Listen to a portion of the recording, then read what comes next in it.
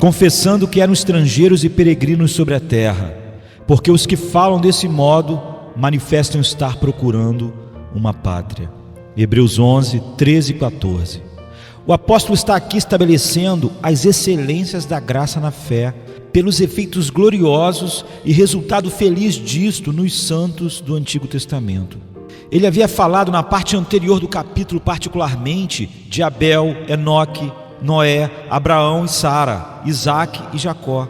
Tendo enumerado esses exemplos, ele observa que todos esses morreram na fé, sem ter obtido as promessas, vendo-as porém de longe e saudando-as e confessando que eram estrangeiros e peregrinos sobre a terra, como está em Hebreus 11, 13. Nestas palavras, o apóstolo parece ter um respeito mais particular a Abraão e Sara e a seus parentes, que vieram com eles de Harã e de Ur dos Caldeus, como aparece no versículo 15, onde o apóstolo diz: e se na verdade se lembrassem daquela pátria da onde saíram, teriam oportunidade de voltar. Duas coisas podem ser observadas aqui. Em primeiro lugar, o que estes santos confessaram de si mesmos, que eram estrangeiros e peregrinos na terra. Assim, temos um relato particular a respeito de Abraão: sou estrangeiro e morador entre vós. Gênesis 23, 4. E isso parece ter sido o sentimento geral dos patriarcas, pelo que Jacó diz a Faraó, e Jacó disse a Faraó: os dias dos anos das minhas peregrinações são 130 anos. Poucos e maus foram os dias dos anos da minha vida, e não chegaram aos dias dos anos da vida de meus pais nos dias das suas peregrinações. Gênesis 47, 9. Porque eu sou um estrangeiro contigo e peregrino, como todos os meus pais. Salmos 39, verso 12. E em segundo lugar, a inferência que o apóstolo tira daqui, que eles procuravam outro país como sua casa, porque os que isso dizem claramente mostram que buscam uma pátria. Hebreus 11, 14. Confessando que eram estrangeiros, eles claramente declararam que este não é o seu país, que este não é o lugar onde estão em casa, onde se sentem em casa. E ao confessarem ser peregrinos, declararam claramente que esta não é a sua morada definitiva, mas que eles pertencem a algum outro país que eles procuravam e para o qual estavam apenas viajando aqui. Nesta primeira sessão, quero observar que esta vida deva assim ser gasta por nós, como sendo apenas uma jornada ou peregrinação em direção ao céu. Então ressalto, em primeiro lugar, que não devemos descansar neste mundo e em seus prazeres, mas devemos desejar o céu. Devemos buscar primeiro o reino de Deus, como está em Mateus 6,33. Devemos, acima de todas as coisas, desejar uma felicidade celestial, estar com Deus e habitar com Jesus Cristo. Embora rodeado de prazeres exteriores e estabelecidos em famílias com amigos e relacionamentos desejáveis, embora tenhamos companheiros cuja amizade é agradável e as crianças em quem vemos muitas qualidades promissoras, embora possamos viver com bons vizinhos e sejam geralmente amados onde conhecidos, ainda assim não devemos ter o nosso descanso nestas coisas como nossa porção e herança. Devemos estar tão longe de descansar nestas coisas a ponto de desejar deixar todas elas no tempo devido de Deus. Devemos possuir, gozar e usá-las sem nenhum outro fim, se não estarmos prontos para deixá-las sempre que somos chamados para isso, e para trocá-las de bom grado e alegremente pelo céu. Um viajante não tem o hábito de descansar com o que ele encontra na estrada, ainda que seja confortável e agradável. Se ele passa por lugares agradáveis, prados floridos ou bosques sombrios, ele não tem a sua satisfação nestas coisas, mas apenas tem uma visão transitória delas enquanto segue sozinho. Ele não está seduzido pelas aparências finas a ponto de adiar a ideia de prosseguir, não, mas o fim de sua viagem está em sua mente.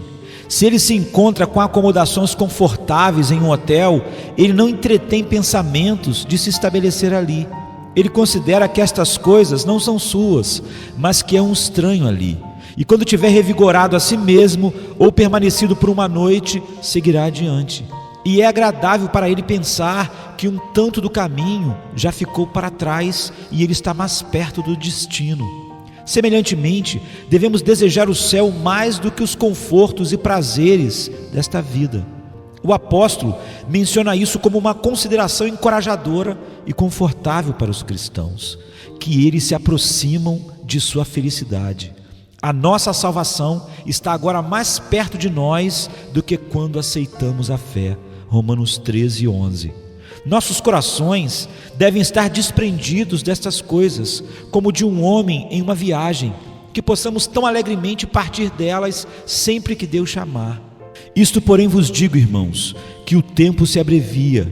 O que resta é que também os que têm mulheres sejam como se não as tivessem, e os que choram como se não chorassem, e os que folgam como se não folgassem, e os que compram como se não possuíssem, e os que usam deste mundo como se dele não abusassem, porque a aparência deste mundo passa. 1 Coríntios 7, 29-31. Estas coisas são apenas emprestadas a nós por um pouco de tempo, para servirem por um momento, mas devemos colocar nossos corações no céu, como nossa herança para sempre. Em segundo lugar, devemos buscar o céu, viajando no caminho que leva até lá. Esse é o caminho da santidade. Devemos escolher e desejar viajar para lá desta forma e não de outra, e nos separar de todos os apetites carnais que, como pesos, tenderão a nos atrapalhar. Deixemos todo o embaraço e o pecado que tão de perto nos rodeia e corramos com paciência a carreira que nos está proposta, diz Hebreus 12:1.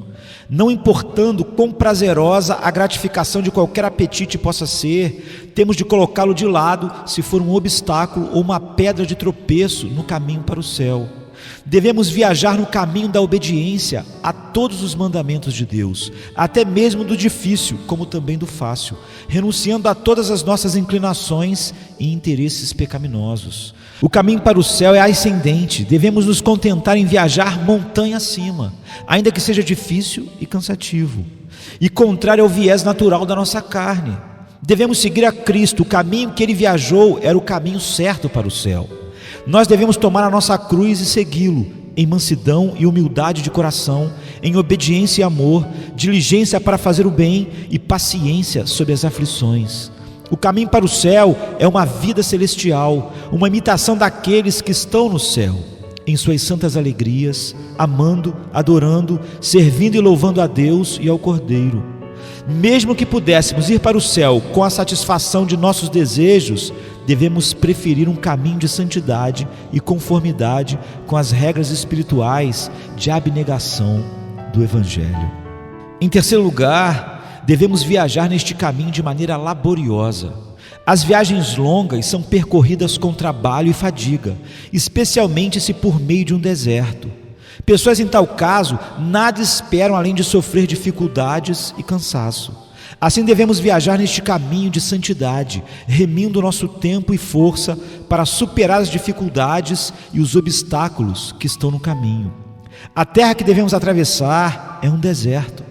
Há muitas montanhas, pedras e lugares ásperos que devemos passar por cima e, portanto, há uma necessidade de que devemos despender a nossa força. Em quarto lugar, nossas vidas inteiras deveriam ser gastas em viajar nesta estrada. Devemos começar cedo. Isso deve ser a primeira preocupação quando as pessoas se tornam capazes de agir. Quando estabelecido pela primeira vez no mundo, eles deveriam começar esta jornada. E nós devemos viajar com diligência. Este deve ser o trabalho de cada dia. Nós deveríamos com frequência pensar no final da nossa jornada e fazer disso nosso trabalho diário.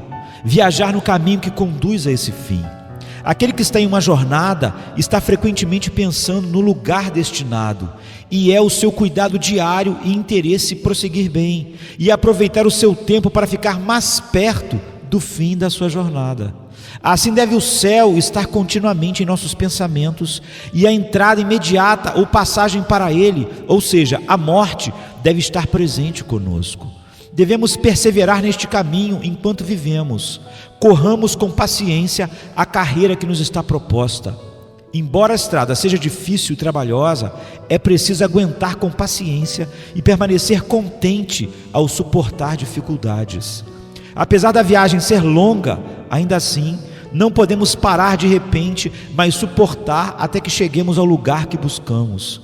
Também não devemos desanimar com o cumprimento e as dificuldades do caminho, como os filhos de Israel fizeram, desejando voltar para trás.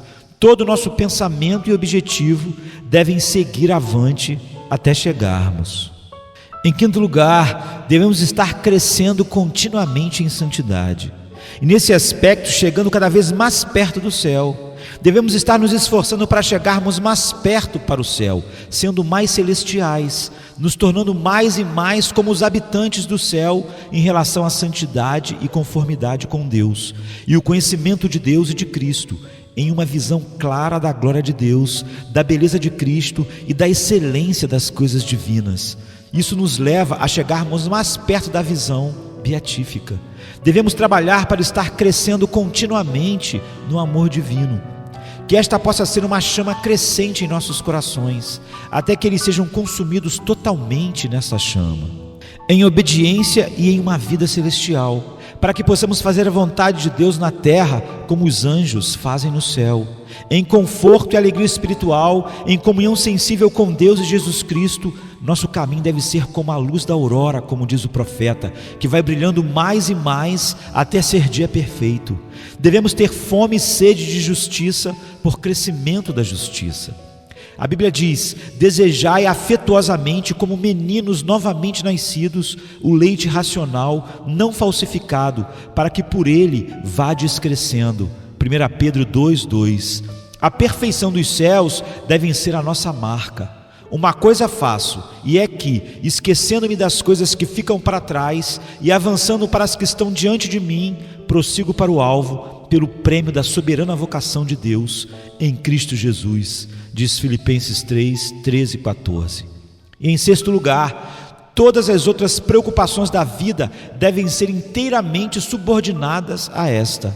Quando o homem está em uma jornada, todos os passos que ele toma são subordinados ao objetivo de chegar ao fim da sua jornada.